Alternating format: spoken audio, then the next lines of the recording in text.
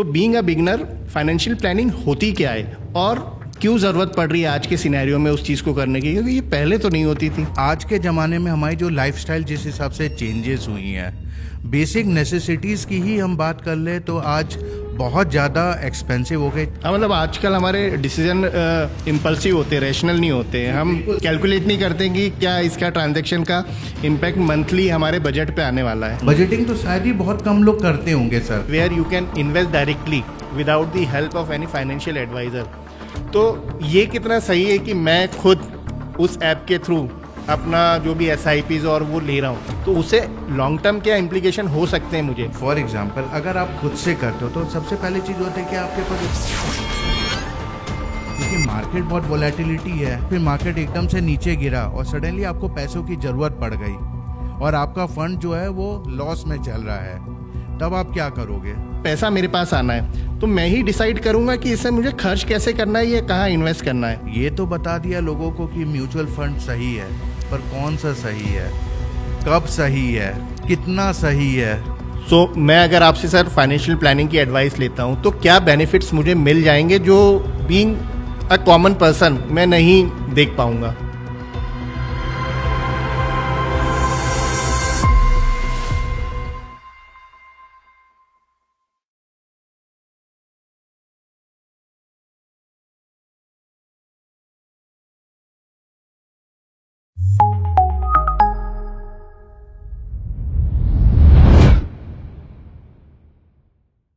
Piyush sir, welcome है आपका the अनडिस्कस podcast show पर। सर, पिछले कई दिनों से जब हम लोग रिसर्च कर रहे थे अलग अलग टॉपिक्स पे कि क्या क्या टॉपिक हम लोगों को कवर करना चाहिए और जो अभी अनडिस्कस्ड है, इन पर्टिकुलर इंदौर के सिनेरियो को देखते हुए, तो कुछ टॉपिक हम लोग ऑलरेडी कवर कर चुके हैं, चाहे वो हेल्थ से रिलेटेड हो, चाहे वो हमारे ट्रैफिक को लेके हो, चाहे हमारे वो एनवायरनमेंट को लेके हो। लेकिन एक क्वेरी अभी भी राइज हो रही थी, वो हो रही थी फाइनेंशियल प्लानिंग को लेके। आज इंदौर में हम लोग देख रहे हैं बहुत सारे बोलेंगे ट्रेनिंग इंस्टीट्यूट आ गए हैं शेयर मार्केट को लेके, बहुत सारे ऐप्स हम लोग अब देख रहे हैं जो फाइनेंशियल इन्वेस्टमेंट के लिए एम्फेसाइज कर रहे हैं। लेकिन बावजूद इसके भी अभी भी इंदौर के मानस में वो फाइनेंशियल प्लानिंग को लेके वो सीन क्रिएट नहीं हो पा रहा है जो होना चाहिए। सो सबसे पहले आज की इस कन्वर्सेशन को शुरू करें तो मैं यही जानना चाहूँगा, बीइंग अ बिगिनर, अगर मैं भी अपनी फाइनेंशियल प्लानिंग कर रहा हूँ तो being a beginner financial planning होती क्या है और क्यों ज़रूरत पड़ रही है आज के सिनेरियो में उस चीज़ को करने की, क्योंकि ये पहले तो नहीं होती थी। सबसे पहले आशीष जी, थैंक यू, आपने मुझे इंदौर टॉक के पॉडकास्ट शो में मुझे इनवाइट किया। और मैं बोलूँ तो बहुत अच्छा आपने जो क्वेश्चन या टॉपिक जो चुना है वो है फाइनेंशियल प्लानिंग का। सर, अगर हम इसको पहले से अगर हम इसको कंपेयर करें, ट्रेडिशनल से हम लोग कंपेयर करें, तो जैसे हमारे पेरेंट्स थे या ग्रैंड पेरेंट्स थे तो उस समय इतनी दिक्कत नहीं जाती थी क्योंकि महंगाई बहुत कम थी सर, इन्फ्लेशन रेट बहुत कम था सर। एक परिवार के अंदर ही काफ़ी, मतलब एक फादर के 3 से 4 बच्चे या 5 बच्चे होते थे, बहुत अच्छे से प्लानिंग कर लेते, मतलब मैनेज हो जाते थे। स्कूल की फीसेस बहुत कम होती थी, कुछ हम लोग राशन खरीदने जाते थे, कुछ they were very cheaply available and easily available. पर आज के ज़माने में हमारी जो लाइफस्टाइल जिस हिसाब से चेंजेस हुई हैं, बेसिक नेसेसिटीज़ की ही हम बात कर ले तो आज बहुत ज़्यादा एक्सपेंसिव हो गई। चाहे वो मेडिकल की आप बात करें, चाहे बच्चों की स्कूल फीस की बात करें, या हम बात करें जो जैसे पहले था कि पहले 2 व्हीलर्स नॉर्मल होती थी, पर आज के ज़माने में 4 wheelers is necessity for everyone. तो जिस हिसाब से चीज़ें नेसेसिटी हुई तो आज उस चीज़ के लिए हम लोगों को बेसिक रिसोर्सेज की ज़रूरत पड़ती है। रिसोर्सेज होता है पैसा, पैसे को सही तरीके से मैनेज करना होता है। अगर आप उसको ट्रेडिशनल तरीके से मैनेज करेंगे तो आपको ट्रेडिशनल रिटर्न्स मिलेंगे। आपको ट्रेडिशनल तरीके से बोलना चाहूँगा कि अगर आप ट्रेडिशनल में आ जाता है FD, अगर आप उसको फिक्स डिपॉजिट्स के अंदर इन्वेस्ट कर रहे हैं तो फिक्स डिपॉजिट जो है आपको 6-7% का आपको रिटर्न मिलेगा। जो इन्फ्लेशन रेट 7 to 8% है, आपको जो इन्फ्लेशन चलो उसको भी बीट नहीं कर पाएगा। तो फिर हमें आज के ज़माने में हम ट्रेडिशनल थिंकिंग को चेंज करते हुए हमें मॉडर्न की तरफ बढ़ना है। तो मॉडर्न की तरफ बढ़ेंगे कैसे? आज हम अपनी फैमिली की भी प्लानिंग करते हैं, तो क्यों ना हम अपने फाइनेंस की भी प्लानिंग करें। हम फाइनेंस की प्लानिंग करेंगे तो हम अपने पास जो हमारे पास रिसोर्सेज अवेलेबल है उसको हम बेटर तरीके से यूटिलाइज कर पाएंगे। तो आपके फाइनेंस की अगर प्लानिंग होती है तो आपके पास कितना इनकमिंग है, कितना आउटगोइंग है, इस सब चीज़ों को आपको प्रॉपरली तरीके से मैनेज करना पड़ेगा। पहले के ज़माने में आप देखेंगे तो पहले क्या होता था कि जो इनकम आए उसमें से हमने खर्चा कर लिया, जो बचा हमने इन्वेस्ट कर दिया, डेफिनेटली। तो आराम से हो जाता था। लेकिन अब उल्टा हो गया सर, क्योंकि पहले अगर आप खर्च पहले हो जाते हैं आजकल खर्चे पहले हो जाते हैं। तो उसका मैं एक एग्जांपल बहुत अच्छा दूंगा कि सर पहले आप जब भी आपके पास क्या था कि जब हम लोग कॉलेज ज़माने में आप होगा, we are of the same age, अगर हम उसको बोले 40-43, डेफिनेटली। तो पहले क्या होता था कि चेक से हम लोग पैसे विड्रॉ करते थे। पैसे हमें चेक भरना पड़ता था, हम बैंक में जाते थे, हमें टोकन मिलता था और हम पैसे निकालते थे। फिर उसके बाद क्या आया, एटीएम आया। तो फिर भी हमें एटीएम तक जाना पड़ता था, हम पैसे निकाल लेते थे कि, लेकिन अब क्या हो गया है, जब से हमारे पास यूपीआई आया है तो हमारा बैंक जो होता है बहुत इजीली लिक्विडेट हो सकता है। आपको कोई भी चीज़ पसंद आ रही है, सो यू कैन नॉट, मतलब सोचने के लिए नहीं है आपके पास, आपको पसंद आई, यू जस्ट आपने उसको स्वैप किया, एटीएम स्कैन किया and you just paid and your thing is belongs to you. हाँ, मतलब आजकल हमारे डिसीजन इम्पल्सिव होते हैं, रैशनल नहीं होते हैं। हम कैलकुलेट नहीं करते कि क्या इसका ट्रांजैक्शन का इम्पैक्ट मंथली हमारे बजट पे आने वाला है। बिल्कुल सर, बजटिंग जो आपने बहुत अच्छा टॉपिक अभी वर्ड पकड़ा, बजटिंग तो शायद ही बहुत कम लोग करते होंगे सर। बिजनेसमैन होंगे जो थोड़ा बहुत, अभी भी उन लोग बिजनेस में चूंकि ऑडिट करवाना है, प्लानिंग करना है, तो उन लोग कर लेते हैं। लेकिन नॉर्मल तरीके से देखा जाए ना, नॉर्मल हाउस होल्ड वाले बजटिंग नहीं करता है कोई। तो उस हिसाब से अगर आप देखें तो आपका जो मतलब जो इनकमिंग है और आउटगोइंग, आज आपको पता ही नहीं है कि कब इनकमिंग आपका खाली हो गया सर। डेफिनेटली। तो उसके लिए क्या कर सकते हैं सर, पहले जैसे ही आपके पास इनकम आए उसमें से कुछ पोर्शन आप उसको इन्वेस्ट करो, और जो पैसा बचा है उसको आप फ्रीली आप इंजॉय करो। तो आप उसको इन्वेस्ट कैसे करोगे सर? इन्वेस्ट करने के लिए होता है प्लानिंग। जो फाइनेंशियल प्लानिंग होती है सर, उसके अंदर में आपका जो पूरा फाइनेंस है, जो वेल्थ है आपका, उसको स्टडी किया जाता है। Okay. And then we invest accordingly कि कौन से टूल्स में अपने को इन्वेस्ट करें, किस हिसाब से इन्वेस्ट करें। ओके। तो जहाँ पे आपको बेटर रिटर्न्स आपको मिले, जो आपके गोल्स हैं वो हम लोग उसको फुलफिल कर पाएँ। पुराने ज़माने की बात करें, हमारे पापा के टाइम की या हमारे टाइम की भी, जब हम अर्ली एजेस में थे, तो पहले बेसिक रिक्वायरमेंट होती थी रोटी, कपड़ा और मकान। इसके अलावा रियरली फिर व्हीकल्स पे सोचा जाता था, जो एक्स्ट्रा एक्सपेंसेस है उस पर सोचा जाता था। लेकिन आज के टाइम में रोटी, कपड़ा, मकान के अलावा लाइफस्टाइल नीड्स हो गई हैं, व्हीकल नीड्स हो गई हैं, टेक्नोलॉजी की नीड्स हो गई हैं। मोबाइल हर साल या हर कुछ तो 6 महीने में भी अपडेट करते हैं। तो ये सारे एक्सपेंसेस पहले प्लान नहीं होते थे, लेकिन अब ये हो रहे हैं। कई बार सोसाइटी के हिसाब से हमको एक्सपेंडिचर करना पड़ रहे हैं। वेडिंग ऑलमोस्ट, अब जो पहले की वेडिंग होती थी बड़ी सिंपल होती थी, आज वेडिंग्स में मतलब पूरी जीवन भर की कमाई लगा देते हैं लोग। तो खर्चे बढ़ते जा रहे हैं, और ये खर्चे कैसे हैं कि अनसर्टन है। मेडिकल अपने आप में एक अनसर्टन हो गया, दो ठीक है, उसके लिए हम मेडिक्लेम ले लेते हैं, पर मैक्सिमम अभी भी लोगों ने मेडिक्लेम नहीं लिया है। तो जब सिनेरियो सर इतने चेंज हो गए हैं, अब आज के टाइम में हम हर चीज़ के लिए थॉट तो ले रहे हैं, चाहे वो हमारी हेल्थ के लिए ले रहे हैं, चाहे हमारे लाइफस्टाइल के लिए ले रहे हैं, चाहे बच्चों की एजुकेशन के लिए ले रहे हैं। लेकिन फाइनेंशियल प्लानिंग आज भी अंडर एस्टिमेटेड है, क्योंकि उसको ऐसा माना जाता है कि यार पैसा मेरे पास आना है तो मैं ही डिसाइड करूंगा कि इससे मुझे खर्च कैसे करना है या कहाँ इन्वेस्ट करना है।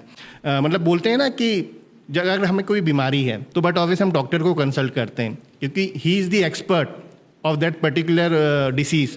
लेकिन फाइनेंशियल प्लानिंग की बात आती है तो हम इंटरनली कर लेते हैं। तो उसमें आपकी ज़रूरत कहाँ पड़ रही है और क्यों पड़ रही है? Good question.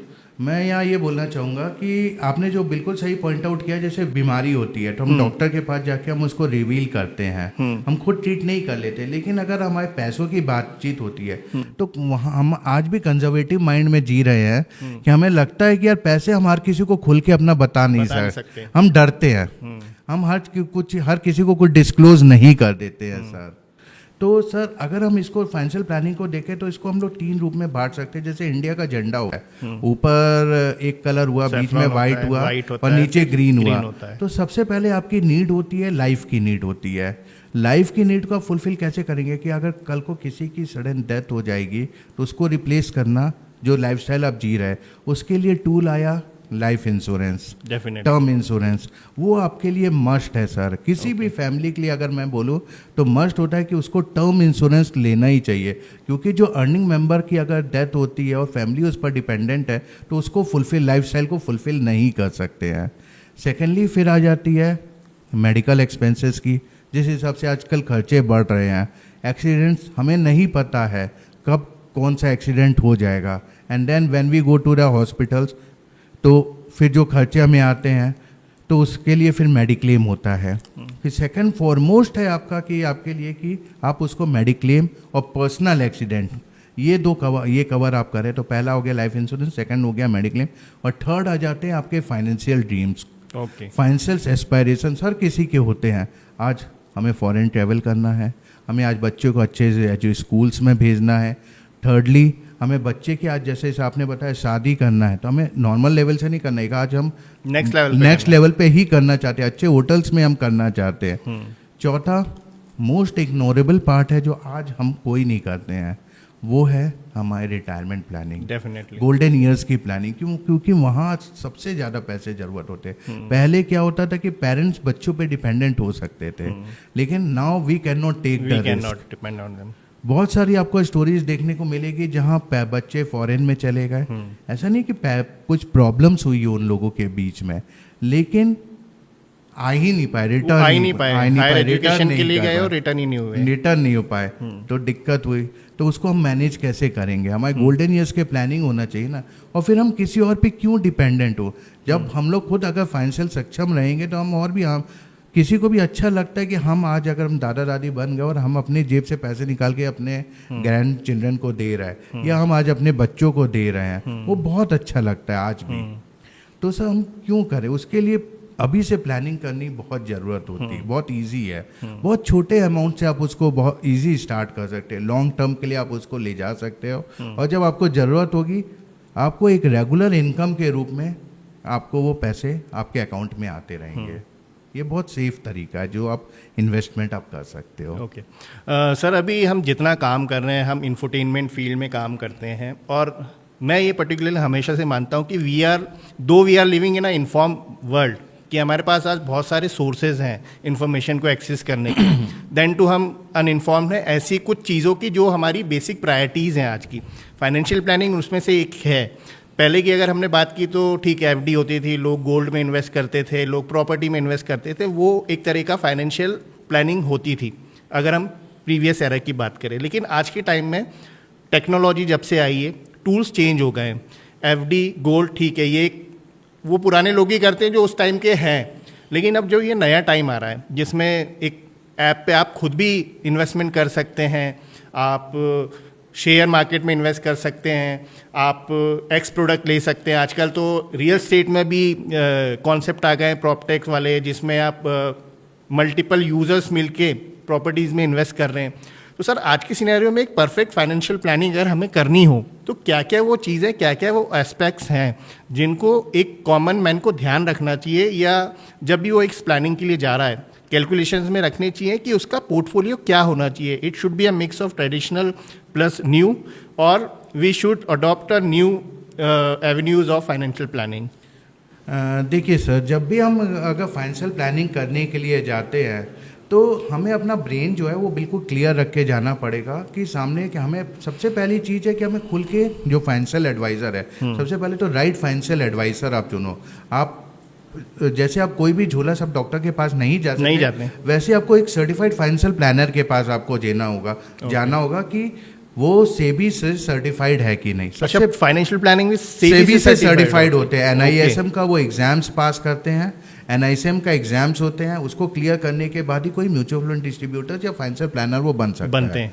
तो आपको वो देखना होगा कि वो जो है सर्टिफाइड फाइनेंशियल प्लानर है कि नहीं, उनके पास वो नॉलेज है कि नहीं। सेकेंडली, जब आप उनके पास जा रहे हैं तो आप खुल को उनके बारे में अपने जो गोल्स, एस्पिरेशंस और ड्रीम्स है वो खुल के उनको बताइए कि आप आप उनसे एक्सपेक्ट क्या कर सकते हैं। जैसे मैंने पहले भी कहा था कि अगर आप ट्रेडिशनल वे में बताएंगे तो आपको ट्रेडिशनल रिटर्न मतलब ट्रेडिशनल तरीके से इन्वेस्टमेंट होगा और ट्रेडिशनल तरीके से ही आपका इन्वेस्टमेंट चलेगा।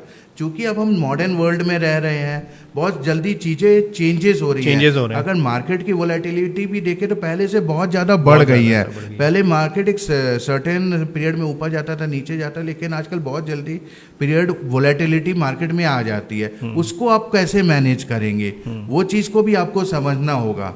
फॉर एग्जांपल जैसे कोई क्लाइंट हमारे पास आता है तो हम उसकी सबसे पहले जो बोलना चाहिए कि risk profiling, the word is the risk profiling. हम सबसे पहले क्लाइंट्स की अपनी रिस्क प्रोफाइलिंग करते हैं। हम वो देखते हैं कि वो रिस्क अवेयर का मतलब वो रिस्क को कितना सह सकता है।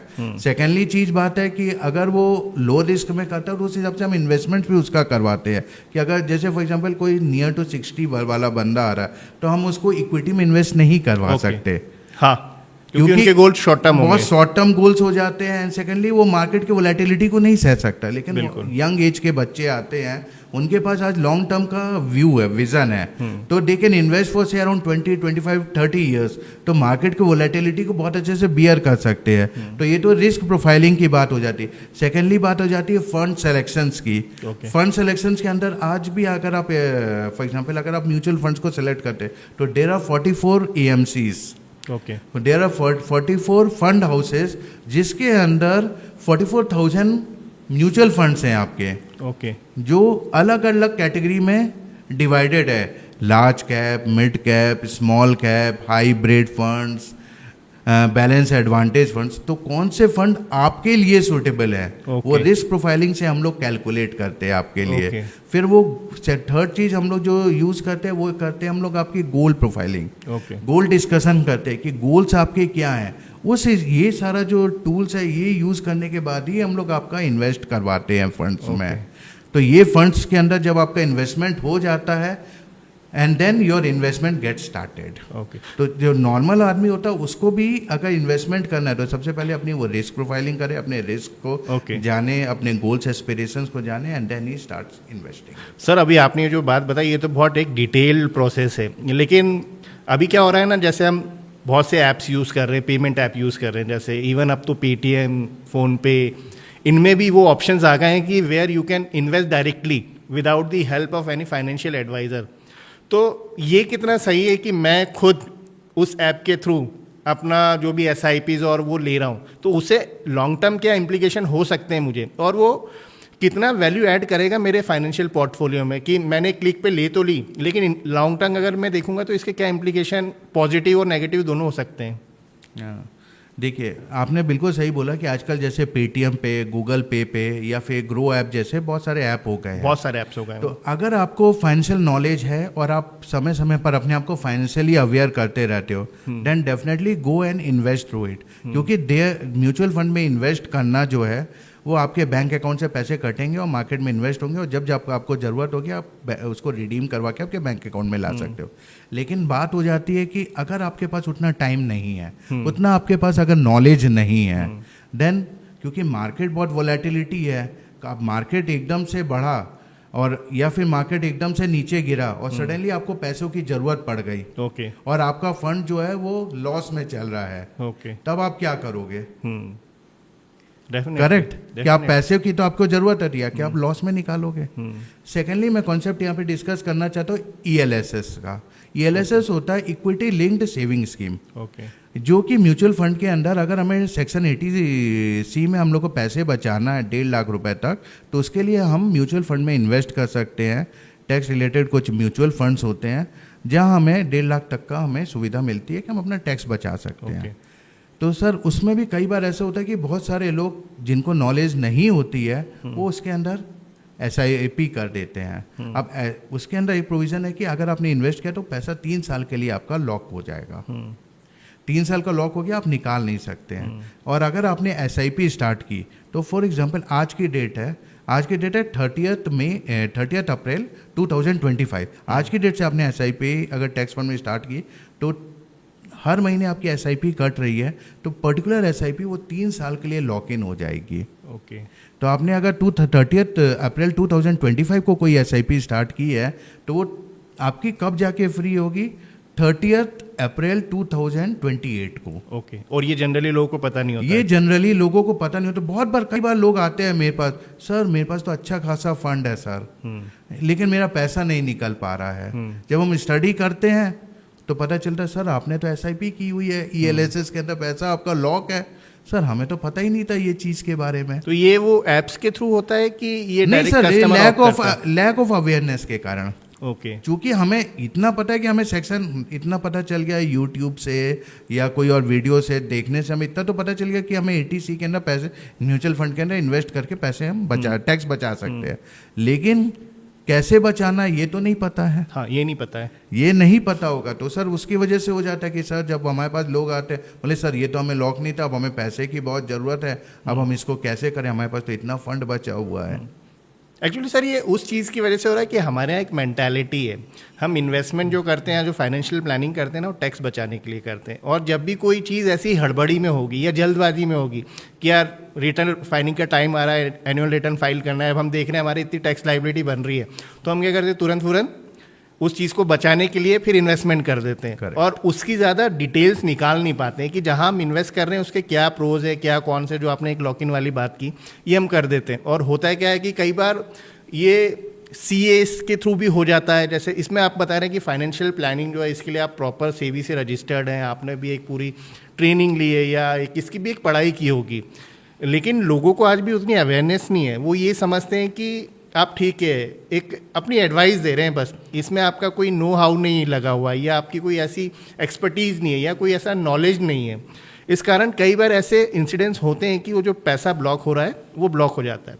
सर अभी आप बात कर रहे हैं SIP की, SIP को लेके बहुत सारा अवेयरनेस तो क्रिएट किया गया कि इन्वेस्ट करिए, स्मार्ट इन्वेस्ट करिए, छोटा छोटा इन्वेस्टमेंट है, लेकिन अभी आपने एक उसका फॉल्ट तो बताया। ये फॉल्ट नहीं है, लोगों को नहीं पता होता है कि यार भाई लॉक इन पीरियड है तो आप उतना पैसा यूज़ नहीं कर सकते। ऐसे और भी क्या हिडन फैक्ट्स हैं जो आम लोगों को SIP के बारे में अभी भी नहीं पता है, वो खुद से इन्वेस्ट कर देते हैं और फिर फंस जाते हैं उस चीज़ में? देखिए बिल्कुल सही जो आपने क्वेश्चन किया कि कई सारे उसमें होते हैं कि जैसे एक होता है उसके अंदर एक्सपेंस रेशियो म्यूचुअल फंड के अंदर। ओके।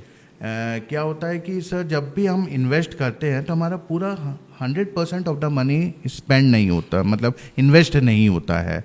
से फॉर एग्जांपल आपने 5000 रुपीज़ का इन्वेस्टमेंट किया मंथली SIP की मैं बात कर रहा हूँ, या आप लमसम की भी बात कर लीजिए, 1 लाख रुपए आपने अगर लमसम इन्वेस्ट किया तो उसमें 100% पूरा 1 लाख रुपए इन्वेस्ट नहीं होगा, उसमें सर्टेन जो फंड हाउसेस है वो डिडक्ट करते हैं एक्सपेंस रेशियो के रूप में, जिससे वो सारे अपने खर्चे होते हैं, EMC जो अपनी खर्चे होते हैं वो सारी चीज़ें मैनेज करते हैं। तो हमें जब भी हम इन्वेस्ट करें तो हम एक चीज़ को देखें कि आपका जो एक ये एक्सपेंस रेशियो है कि वो कितना है, जो कंपनी का कम है। सेकेंडली चीज़ जो है कि मार्केट में जो कोई भी कंपनी है जिस हिसाब से आज आप देखोगे तो जैसे जब भी कोई शेयर कंपनी मतलब न्यू कंपनी लॉन्च होती है तो उसके लिए IPO निकालती है। वैसे म्यूचुअल फंड के अंदर में अगर कोई कंपनी होगी उसको न्यू फंड लॉन्च करना होगा तो वो NFO निकालती है। NFO जिसको कहते हैं new fund offerings. New fund के ऑफरिंग के बाद ही कोई म्यूचुअल फंड जो होता है वो मार्केट में आता है।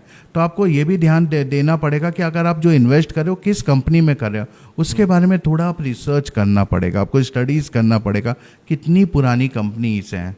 हाँ, जैसे अभी बहुत सारे केसेस आ रहे हैं, अभी रिसेंट का एक केस चल रहा है एक कंपनी का कि शेयर वैल्यू उनके कहाँ 1300 थी, आज 90 रुपये पे आ गई है। बिल्कुल सही। तो ये सारी चीज़ें भी होती है, आपको देखना पड़ेगा। प्लस एक और चीज़ है कि बहुत सारी बात कई बार आप देखते हो कि जो आपको एडवर्टाइजमेंट चलते हैं या आप यूट्यूब्स के वीडियोस के थ्रू आप देखते हैं जिसमें बात की जाती है ट्रेडिशनल रिटर्न्स की।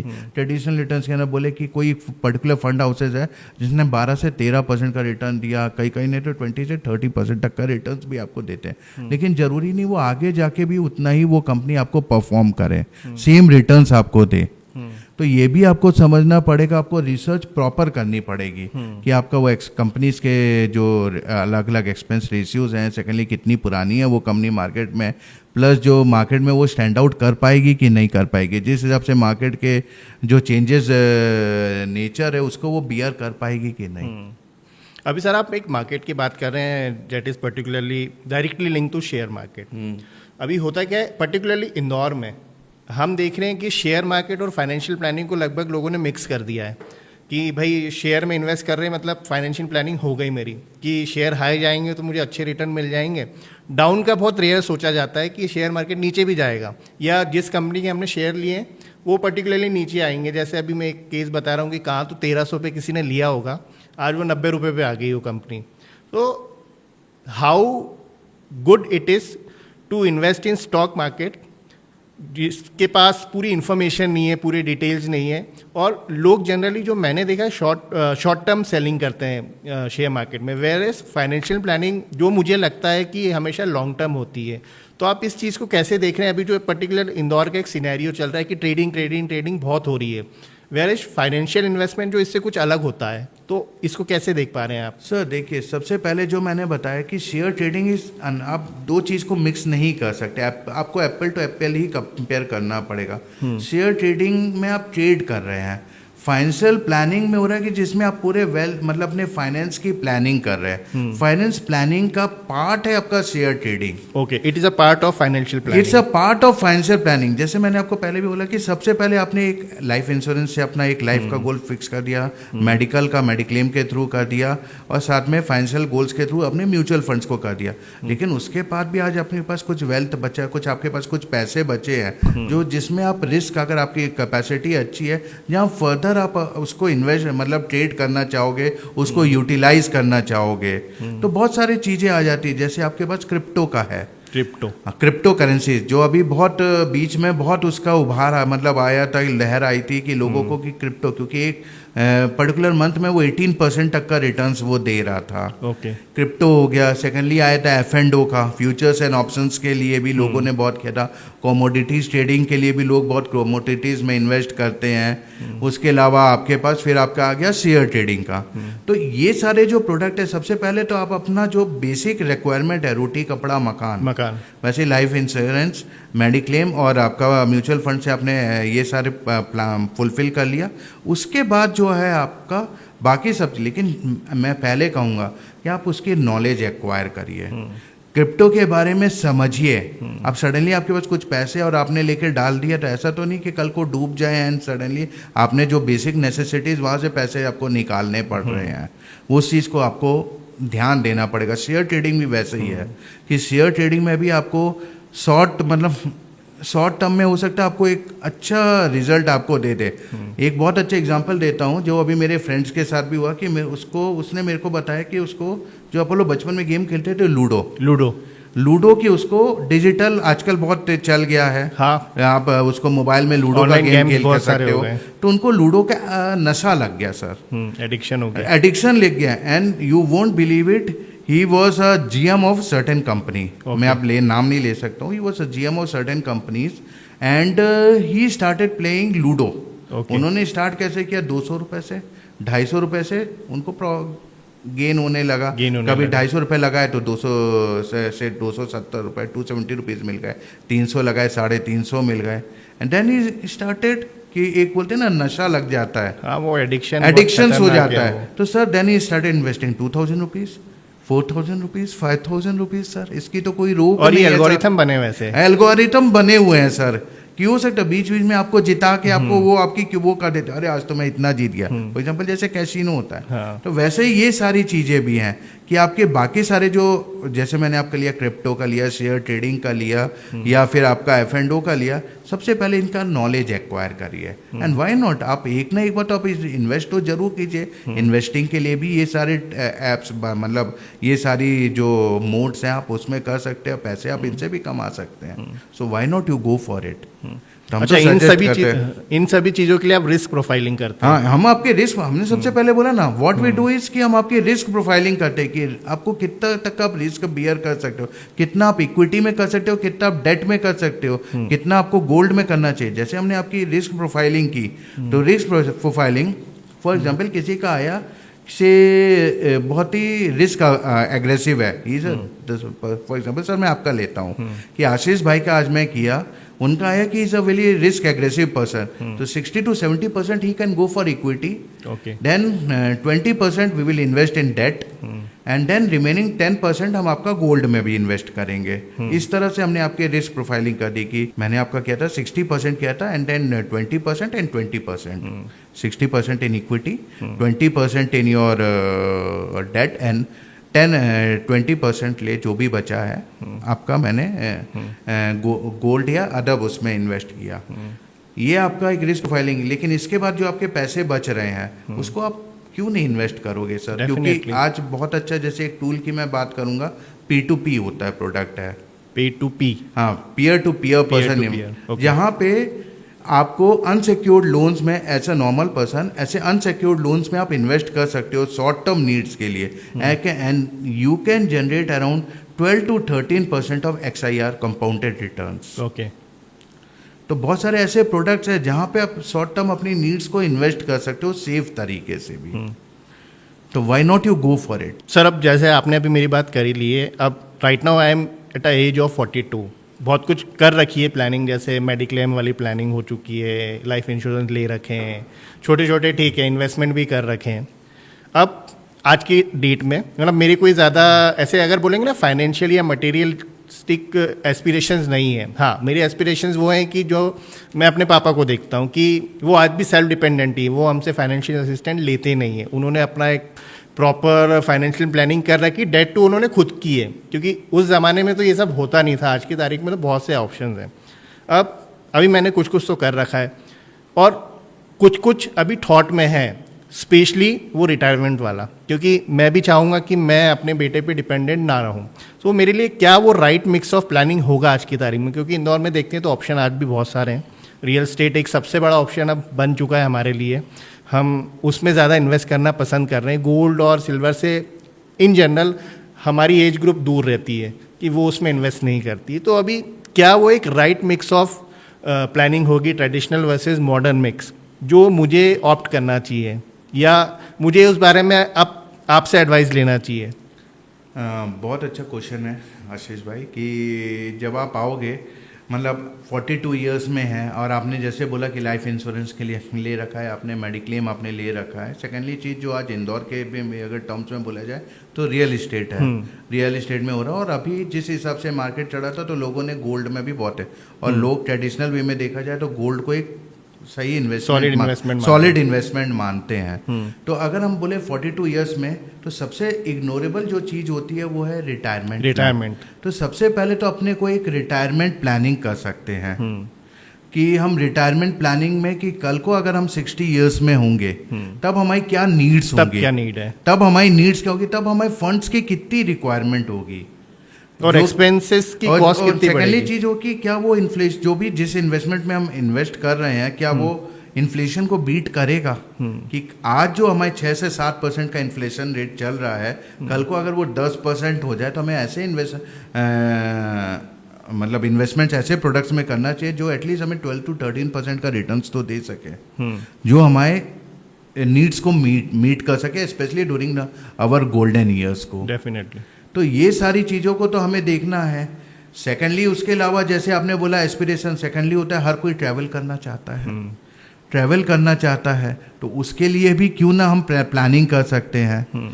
सेकेंडली आज अगर मैं आप ही की एग्जांपल लूँ तो आज आप अपना बिजनेस रन कर रहे हो, आज मैं बात करूँ तो इंडोर टॉक का, indoor talk in self is a business sir. तो आप भी बिजनेस के जो बहुत सारे एक्सपेंसेस हैं उसको आप मीट आउट कर सकते हो म्यूचुअल फंड्स के थ्रू। ओके। आप जो मतलब कई बार तो ऐसा होता है कि लोग जो होते हैं म्यूचुअल फंड में इन्वेस्ट करके एक एक बंदे की सैलरी निकाल लेते हैं, मंथ की सैलरी। पर ये तो सर लॉन्ग टर्म इन्वेस्टमेंट होते हैं, तो मंथली कैसे निकलेगा हमारा? सर वो भी सर देखिए ऐसा नहीं है, मैं ये कहता हूँ लॉन्ग टर्म इन्वेस्टमेंट किया जाता है गोल्स के हिसाब से। ओके। आई नेवर सेड कि सर इसको आप शॉर्ट टर्म के लिए नहीं कर सकते, आई ऑलवेज सेड कि it's a goal based investment. Okay. जब भी होते हैं गोल्स हमारे लंबे होते हैं, लेकिन कुछ शॉर्ट टर्म्स गोल्स भी होते हैं, हमें शॉर्ट टर्म्स गोल्स को भी प्रिपेयर करना है। तो जैसे सर म्यूचुअल फंड के अंदर इक्विटी है, इक्विटी के साथ डेट इंस्ट्रूमेंट भी होता है। ओके। डेट इंस्ट्रूमेंट के अंदर भी आप इन्वेस्ट करके आप शॉर्ट टर्म्स गोल्स को आप मीट आउट कर सकते हो सर। तो ऐसा म्यूचुअल फंड के अंदर है कि आप अपने बिजनेस के जो गोल्स हैं उसको भी आप प्रॉपरली मीट आउट कर सकते through financial planning and investment. Proper planning. Okay. आप बिजनेस की प्लानिंग करते हैं सर, तो उसमें आप इन्वेस्टमेंट की प्लानिंग कीजिए। ओके। कि कैसे आप अपने कोई पर्टिकुलर कोई एक्सपेंस उसको आप कैसे मीट आउट करेंगे। तो ये सारी चीज़ आपकी आज प्रॉपर प्लानिंग के थ्रू सॉर्ट आउट हो सकती है सर। ओके। अच्छा सर, वही वापस हमने जो कन्वर्सेशन में एक स्टार्ट पॉइंट में मैंने बात की थी आपसे, डॉक्टर वर्सेस फाइनेंशियल प्लानर, और वो मिथ अभी भी है और वो एग्जिस्ट करेगा आने वाले कई सालों तक। सो मैं अगर आपसे सर फाइनेंशियल प्लानिंग की एडवाइस लेता हूँ तो क्या बेनिफिट्स मुझे मिल जाएंगे जो बीइंग अ कॉमन पर्सन मैं नहीं देख पाऊंगा?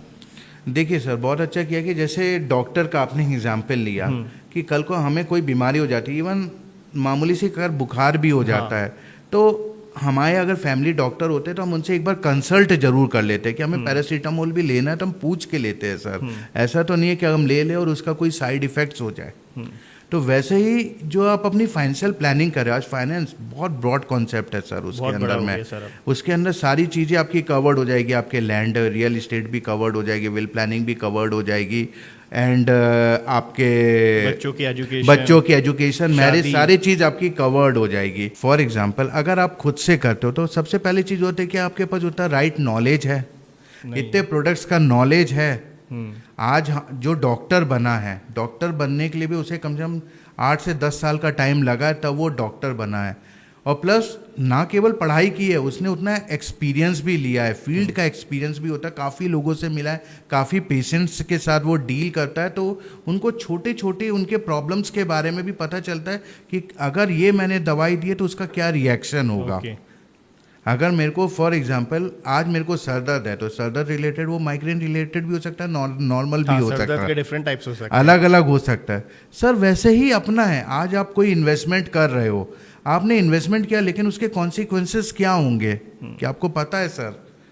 तो सर अपने साथ जब आप करते हो, फॉर एग्जांपल जैसे फिर ELSS का जो मैंने SIP का एग्जांपल दिया था, लॉक इन पीरियड, अब आपको नॉलेज नहीं है और कहीं इमरजेंसी में आपको रिक्वायरमेंट हो गई पैसों की, तो हम लोग के साथ जब आप सर्टिफाइड फाइनेंशियल प्लानर्स के साथ जब आप इन्वेस्ट करते हो तो आपकी नीड्स को असेस करता है, आपके अलग अलग गोल्स को एक्सेस करता है। फॉर एग्जांपल सबसे पहले तो उसने आपके गोल्स को कर लिया कि आपके गोल्स क्या है, सेकेंडली आपके मेडिकल रिक्वायरमेंट को, क्योंकि कई बार हो सकता है कि मेडिकल इमरजेंसीज जो होती है वो हमें बता के नहीं आती, और इमरजेंसीज भी जरूरी नहीं कि वो मेडिकल हो, और भी पर्सनल इमरजेंसीज हो सकती है। उस समय आपको अगर पैसे की ज़रूरत पड़े तो आप उसको कैसे निकालोगे? तो हम लोग उसका जनरली कैसे करते हैं कि अलग अलग बकेट में पैसे इन्वेस्ट करवाते हैं। एक बकेट हो गया जो आपके लॉन्ग टर्म के लिए हो गया, जहाँ पे अपने लॉन्ग टर्म के लिए पैसे उसको आपको छेड़ना नहीं है। सेकेंडली हो गया इमरजेंसीज नीड के लिए एक बकेट हो गया कि सडनली अगर आपको पैसे निकालने पड़े तो उस बकेट से हमने पैसे निकाले और फिर हमने जब जरूरत फुलफिल हो गई तो उस बकेट को हमने रिफिल कर दिया। तो इस तरीके से हम आपका जो अलग अलग बकेट में इन्वेस्टमेंट करवाते हैं ताकि आपका जो रिक्वायरमेंट है, जो आपके गोल्स है, वो आपके फुलफिल होते रहे और आपका जो लाइफ है वो सही तरीके से वो चलती रहे, डिस्टर्बेंस ज़्यादा ना आए। कुल मिला के सर मैं ऐसे समझ पा रहा हूँ कि मैं करूँगा तो मैं जो भी करूँगा रैंडम करूँगा, ठीक है, आज ये पढ़ा तो मैंने इसमें कर दिया, कल वो पढ़ा तो मैंने उसमें कर दिया, कल किसी फ्रेंड ने इस चीज़ के बारे में बताया तो इसमें कर दिया, जहाँ पर मैं अपनी रिस्क प्रोफाइलिंग नहीं कर रहा हूँ। बिल्कुल सही। सेकंड, मैं एक प्रोडक्ट मिक्स नहीं बना रहा हूँ। बिल्कुल सही। वो जो एक पोर्टफोलियो कैरी करना चाहिए मुझे, जिसमें मेरे लॉन्ग टर्म गोल्स भी हो, मेरे शॉर्ट टर्म गोल्स भी हो, मेरी इमरजेंसी अगर नीड्स लग रही है तो वो भी हो, तो वो प्रॉपर आप स्टडी करके मुझे एक पोर्टफोलियो बिल्ड करेंगे। सॉरी मैं आपको कट कर रहा हूँ, मैं एक और चीज़ यहाँ पे स्ट्रेस करना चाहूँगा कि बहुत सारे जब मार्केट होता है, मार्केट में जब वोलेटिलिटी आती है, यानी अप और डाउन गया, तो कई बार क्या होता है कि हम लोग होता है बहुत इमोशनल पर्सन है, हम लोग इमोशन से देखते हैं कि यार हमारा पैसा तो यार वैल्यू गिर गई है, डूब गया, तो हम लोग क्या होगा अगर सडनली इन्वेस्ट करेंगे तो क्या होगा, यार ये तो लॉस हो रहा, हमें सडनली हमने टीवी में रिपोर्ट न्यूज़ देखी या यूट्यूब में न्यूज़ देखी और हमने वो पैसा विड्रॉ कर लिया। लेकिन अगर आप अगर आप सर्टिफाइड फाइनेंशियल प्लानर्स के थ्रू इन्वेस्ट करते हो तो आपको वो गाइड करता है कि ये हो सकता है थोड़े समय का हलचल है, बहुत ज़्यादा इससे आप फर्क नहीं पड़ेगा, आप अभी पैसे को इन्वेस्ट करने दो। फॉर एग्जांपल जैसे कोविड का टाइम था, कोविड के समय में मार्केट सडनली डाउन हुआ था, तो कई सारे लोग आए मेरे पास कि सर पैसा यार गिरते जा रहा है, मेरे प्रोडक्ट पोर्टफोलियो की वैल्यू डाउन होगी, मैं तो निकाल लेता हूँ। लेकिन कंसोल किया कि सर आप अभी धैर्य बना के रखो, पेशेंस के साथ आप इन्वेस्ट करो। करंटली जब अभी ट्रम्प का जो ट्रेड वॉर चला था, टैरिफ ट्रेड वॉर चला था, उस समय भी हुआ था, मार्केट बहुत ज़्यादा नीचे गिरा, एट ए टाइम हो गया, एट ए टाइम सडनली नीचे गिरा, लोगों की पोर्टफोलियो डाउन हुए, लोग आके बोले पीयूष भाई यार अभी निकाल लेते पोर्टफोलियो से, यार वैल्यू तो डाउन जाती जा रही है। लेकिन मैंने बोला सर ये छोटे समय का है, आप अभी धैर्य बना के रखो, अगर आप मैनेज कर सकते हो तो आप इसको मैनेज करो, लॉन्ग टर्म में जो होगा ये आपको अच्छा रिजल्ट जाके देगा। वापस से फिर वो वापस से मार्केट उठा तो आज वैल्यू काफ़ी उसकी अच्छी हो गई। तो मैं यही कहना चाहता हूँ कि अपने थ्रू जब आप इन्वेस्ट करते हो तो जो होता हम लोग जो इमोशंस इमोशनल होते हैं, बहुत ज़्यादा वैल्यू दे देते हैं। लेकिन हम लोग जब नॉर्मल जब हम आप फाइनेंशियल प्लानर के थ्रू आप करते हो तब उन लोग एक्सपीरियंस को देखते हैं, रिसर्च उनके पीछे पूरी रिसर्च टीम रहती है, तो रिसर्च होती है, हम लोग उस रिसर्च को महत्व देते हैं हम लोग को जब। लेकिन कई बार ऐसा भी होता है जब हम लोग को पहले से पता चल जाता है कि सर्टेन ऑफ द जो इन्वेस्टमेंट्स है अभी इसमें जो है फॉर एग्जांपल लार्ज कैप है या स्मॉल कैप है, अभी स्मॉल कैप की वैल्यू बहुत ज़्यादा डाउन हुई थी, तो स्मॉल कैप से आप पैसा स्विच करके आप हाइब्रिड में डाल दो या फिर बैलेंस एडवांटेज फंड में या लार्ज कैप में आप पैसा स्विच कर दो। ये सब आप रेगुलरली, हम लोग रेगुलरली अपने जो क्लाइंट्स लोगों के साथ है वो समय पर करवाते रहते हैं। जैसे एक बहुत अच्छी चीज होती है, एक वर्ड होता है चर्निंग। चर्निंग का मतलब क्या होता है? Profit booking. प्रॉफिट बुकिंग ये हो जाती है कि एक सर्टेन पीरियड होता है जब आप फंड में आप इन्वेस्ट कर चुके रहते हैं, उसके बाद उस फंड में से पैसे निकालने जरूरी हो जाती है। अच्छा। आपको सर्टेन प्रॉफिट बुकिंग करके आप उसको दूसरी जगह आपको इन्वेस्ट करना दिया रहना रहता है, क्योंकि एक फंड की भी एक सर्टेन लाइफ होती है कि वो इतने समय तक ही वो परफॉर्म करेगा।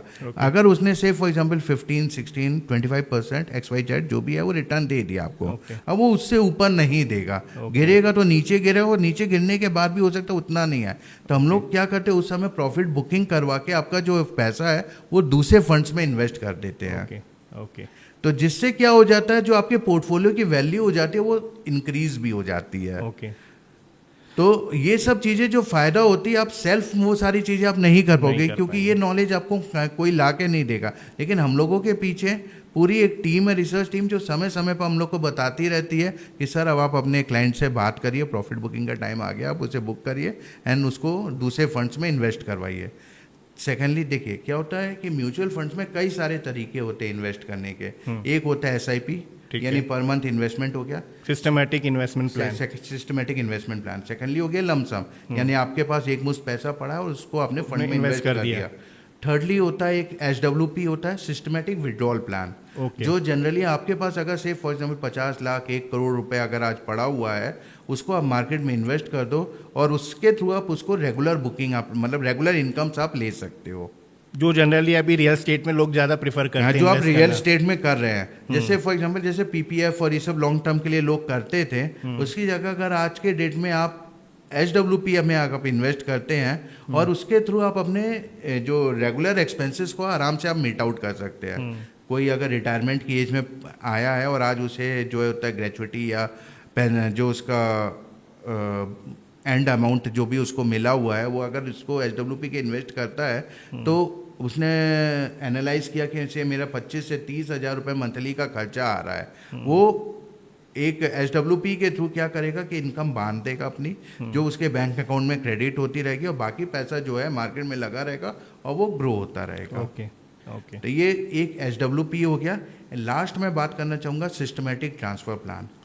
सिस्टमैटिक ट्रांसफ़र प्लान क्या होता है कि इसके आगे इसमें डेट और इक्विटी दोनों का हम लोग दोनों को हम यूज़ कर सकते हैं अपने पोर्टफोलियो को ग्रो करने के लिए। कि इक्विटी का भी हम इन्वेस्ट करें, उसका फ़ायदा मिले, और प्लस हमें डेट में। तो जैसे जो मैंने प्रीवियस आपको एग्जांपल दिया था कि कुछ पैसा जो है अब हमें बुकिंग करना है, तो हम क्या करेंगे कि वो पैसा हम ले जाके डेट में ट्रांसफ़र डाल देंगे और उससे हम एक SIP शुरू कर देंगे इक्विटी फंड में। मतलब कि फॉर एग्जांपल अगर मैं एक्सिस फंड का नाम लेता हूँ जस्ट फॉर एक्सप्लेनिंग पर्पस, कि एक्सिस के डेट फंड में मैंने पैसा जो है वो इन्वेस्ट किया और उसको एक कोई एक्सिस ब्लू चिप फंड में या एक्सिस लार्ज कैप फंड में, उससे मैंने एक SIP STP, जिसको हम लोग STP सिस्टमैटिक ट्रांसफ़र प्लान कहते हैं, उसको हमने डेट से इक्विटी में ट्रांसफ़र कर दिया। तो इससे क्या हो जाएगा, आपको डेट का भी बेनिफिट मिलेगा, प्लस आपको इक्विटी के रिटर्न्स भी आपको मिलने हो जाएंगे, और आप अपने अगर पोर्टफोलियो को देखोगे तो आपको एक अच्छी ग्रोथ भी मिलनी स्टार्ट हो जाएगी। सो सर, मैं अपने लिसनर को और सिंप्लीफाइड तरीके से अगर ये बताऊं हमारे एग्जांपल को रिलेट करके, तो ठीक है, हम लोग इन्फॉर्मेशन के फील्ड में काम करते हैं और बड़ी डायनामिक फील्ड है, क्योंकि रेगुलरली बहुत सारे अपडेट, बहुत सारी इन्फॉर्मेशन अपडेट हो रही है। इंदौर पर्सपेक्टिव से ही देखें तो इंदौर इतना बढ़ रहा है और इतने मल्टी डायमेंशनल अनफोल्ड हो रहे हैं उसके, कि हर जगह कुछ ना कुछ नई इन्फॉर्मेशन रोज़ होती है जो शायद कॉमन मैन जिससे अवेयर नहीं होता है। सेम आपकी अगर फील्ड की बात करूँ तो बीइंग अ फाइनेंशियल प्लानर, आप अपनी फील्ड में रेगुलर स्टडीज़ कर रहे हैं, आप रेगुलरली लिटरेचर्स पढ़ रहे हैं, आप रेगुलरली सेमिनार्स अटेंड करते होंगे, या रेगुलरली जो भी अपडेट्स गवर्नमेंट के साइड से आ रहे हैं वो भी आप रेगुलरली फॉलोअप करते होंगे, जिसके थ्रू आप लोगों के फाइनेंशियल इन्वेस्टमेंट को ईज कर रहे हैं या बेनिफिट कर रहे हैं। सर, इंदौर बढ़ रहा है, इंदौर ग्रो कर रहा है और यहाँ पर फाइनेंशियल जो पावर है लोगों का वो भी इंक्रीज़ हो रहा है, स्पेंडिंग कैपेसिटी इंक्रीज़ हो रही है, अर्निंग इंक्रीज़ हो रही है। लेकिन साथ ही अभी भी चैलेंज तो है फाइनेंशियल प्लानिंग को। सो माई निवेशक कैसे, या आपने क्या वो प्रोसेस अपने इस प्लेटफॉर्म में बना रखी है जिसके थ्रू आप लोगों को फैसिलिटेट कर पा रहे हैं? और कई केसेस आपके पास ऐसे आए होंगे कि यार बहुत बेकार प्लानिंग की गई थी, लेकिन आपके प्रोसेसेस के थ्रू या आपके प्रोटोकॉल्स के थ्रू या आपके वो रिस्क एनालिसिस, रिस्क प्रोफाइलिंग के थ्रू आपने उनको एक बेहतर अब रिटर्न की ओर लेके जा रहे हैं। तो क्या है वो माय निवेशक के पॉलिसीज़ हैं, प्रोसीजर्स हैं, प्रोसेसेस हैं जो आप इंदौर के लोगों को डिलीवर कर रहे हैं?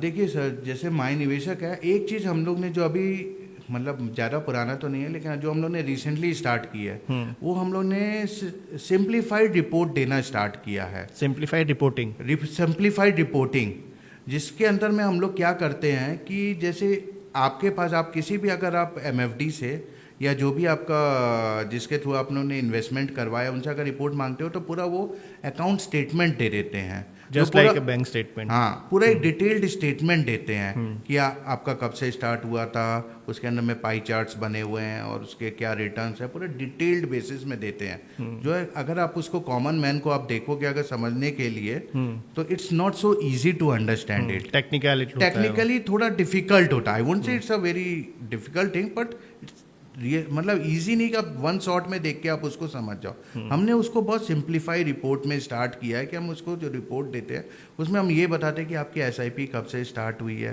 आपका क्या, कौन से फंड्स में इन्वेस्टमेंट चल रहे हैं, करंट इन्वेस्टमेंट वैल्यू, मतलब आपने कितना इन्वेस्टमेंट किया है, करंट उसकी क्या वैल्यू है, उसका क्या प्रॉफिट एंड लॉस है, और आगे आपको कहाँ कहाँ प्रोडक्ट्स में इन्वेस्टमेंट करना चाहिए जो आपके लिए फर्दर मोर हो सकते हैं। तो हम इतना सिंप्लीफाई वे में आपको करते हैं ताकि आपको मेन हमारा जो गोल है कि आपका डिसीजन मेकिंग को हम ईज कर सकें।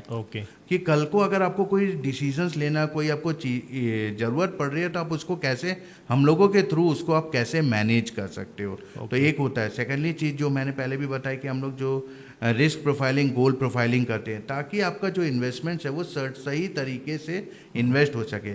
थर्डली, हम लोग समय समय पर व्हाट्सएप के थ्रू, ईमेल के थ्रू नए नए प्रोडक्ट्स के बारे में आपको जानकारी देते रहते हैं। हमारा इंस्टा चैनल भी है, यूट्यूब्स भी है, जहाँ पे लोग जाके हमारे मतलब जो नए नए प्रोडक्ट्स हुए उसके बारे में आप जानकारी ले सकते हैं।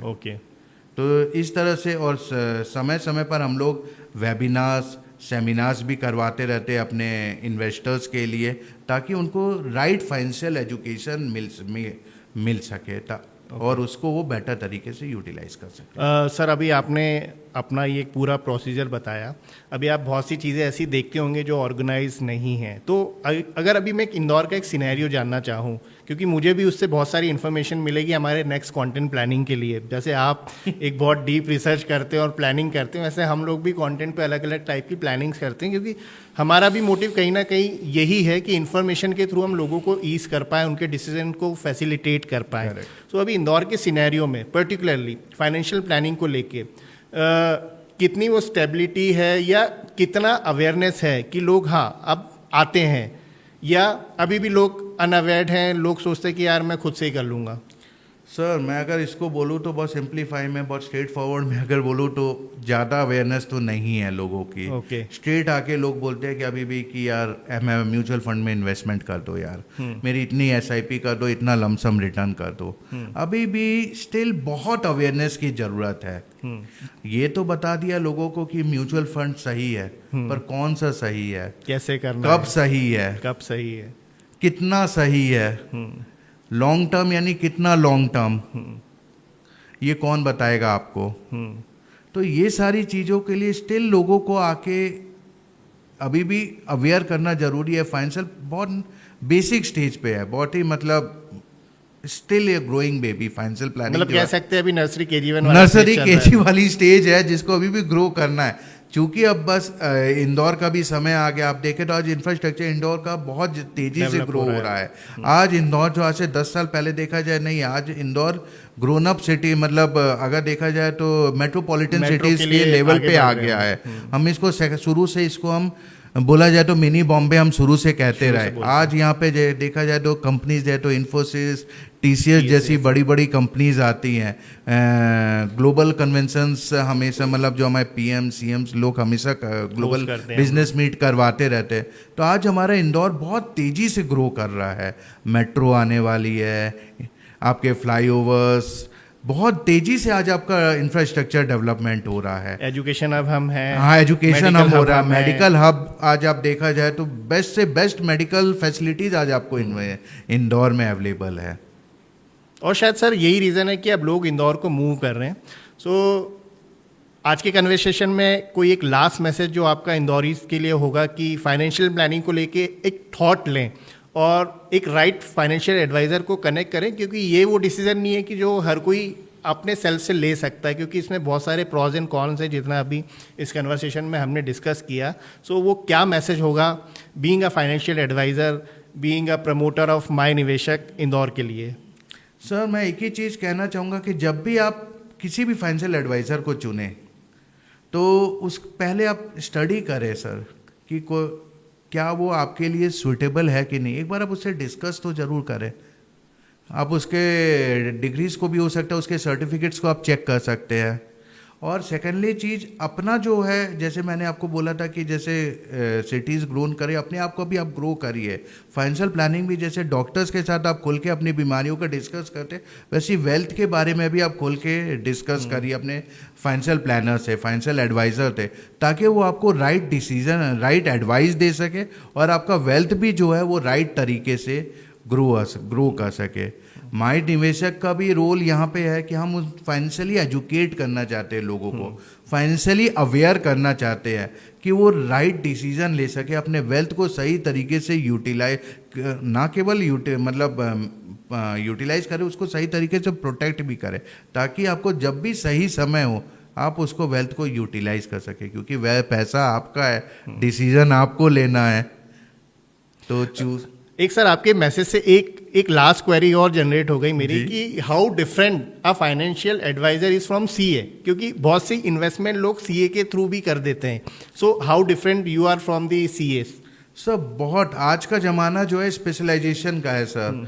सीए जो है वो अकाउंटिंग, ऑडिटिंग, टैक्सेशन में हो सकता है। Even a chartered accountant he can also be a financial planner. Okay. लेकिन आपको वही चेक करना पड़ेगा कि उसका स्पेशलाइजेशन किस फील्ड में है। जैसे आज डॉक्टर है, डॉक्टर भी अलग अलग प्रकार के होते हैं, बोन्स के अलग होते हैं डॉक्टर, आपके आई अलग होते हैं, डेंटिस्ट अलग होते हैं, वैसे ही इन्वेस्टमेंट्स के अलग होते हैं। जो चार्टर्ड अकाउंटेंट है वो जो अकाउंटिंग, ऑडिटिंग और टैक्सेशन में प्रैक्टिस कर रहा है, ज़रूरी नहीं कि वो इन्वेस्टमेंट्स में हो, क्योंकि मेरे बहुत सारे क्लाइंट हैं जो मेरे चार्टर्ड अकाउंटेंट, कंपनी सेक्रेटरीज, ये सारे भी मेरे क्लाइंट्स हैं। ओके। जो मेरे थ्रू अपने वेल्थ को इन्वेस्ट करते हैं और ग्रो करते हैं। मुझसे समय आने पर एडवाइस लेते हैं। तो आप सबसे पहले देखिए कि जिस चार्टर्ड अकाउंटेंट के थ्रू आप कर रहे हैं, क्या उसके पास मतलब इतना एजुकेशन है कि आपके पैसे को सही तरीका वो ग्रो कर, मतलब इन्वेस्ट कर रहा है। सर आज हम एक फास्ट मूविंग वर्ल्ड में, 30 सेकेंड रील वर्ल्ड में, जहाँ सब कुछ रोलिंग फटाफट होती है।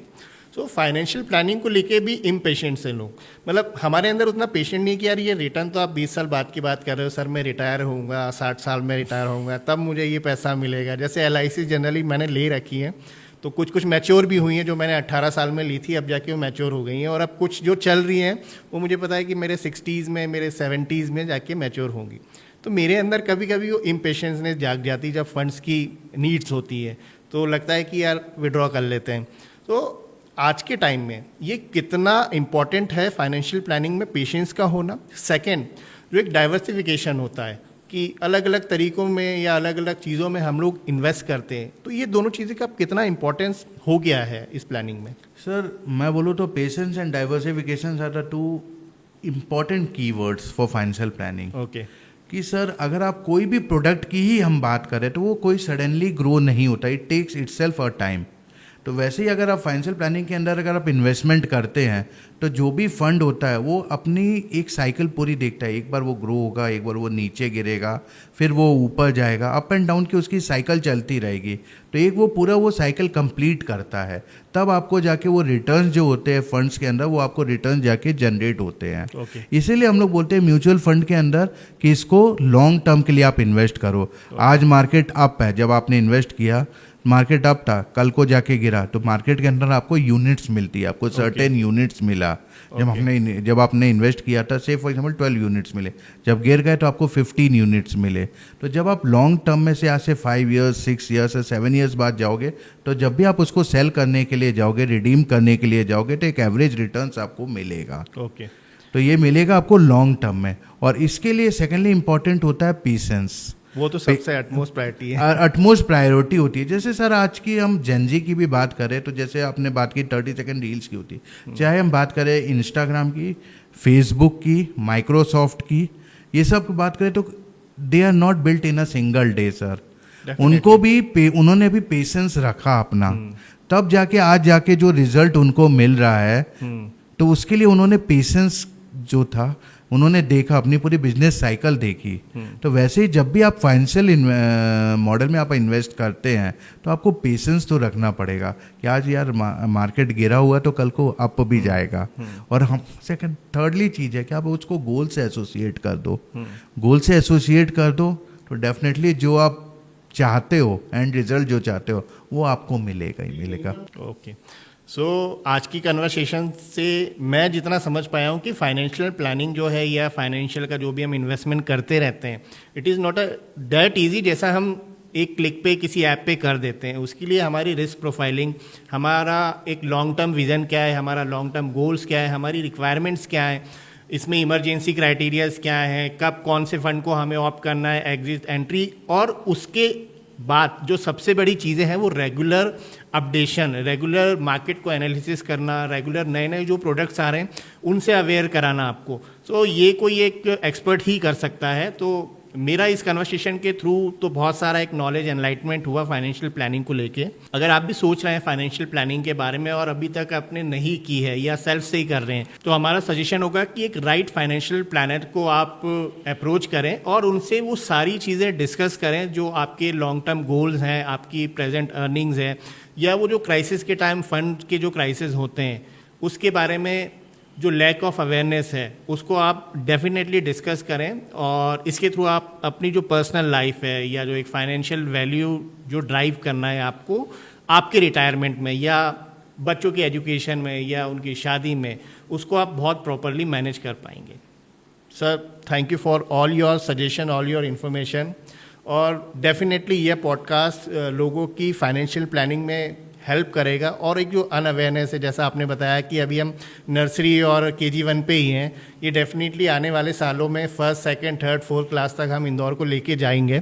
और समय समय पर जब हमें लगेगा कि इस चीज़ पे हमें आपके व्यूज़ चाहिए, ओपिनियंस चाहिए और हमारी ऑडियंस को इससे कुछ हेल्प मिलेगी, तो हम डेफिनेटली आपको परेशान करेंगे और आपको इनवाइट करेंगे कि हम इस चीज़ को कंटिन्यू करें। क्योंकि मैं ये मानता हूँ कि ये जो अवेयरनेस ड्राइव्स हैं, चाहे वो फाइनेंशियल प्लानिंग को लेके हो, चाहे हेल्थ को लेके हो, चाहे ट्रैफिक को लेके हो, चाहे मेंटल हेल्थ को लेके हो, इसके लिए एक पॉडकास्ट इनफ नहीं होगा। इट इज़ अ मूवमेंट जो हमें लगातार चलाते रहना पड़ेगा और लगातार लोगों तक ऐसा कंटेंट पहुंचाते रहना पड़ेगा। Thank you for coming at our studio. And thank you Ashish भाई एंड अतुल भाई, जो आप लोगों ने मुझे ये चांस दिया कि मैं इंडोर टॉक में आऊँ और लोगों को फाइनेंशियल प्लानिंग के बारे में अवेयर कर पाऊँ. Thank so you, once sir. Again thanks a lot. Thank you sir.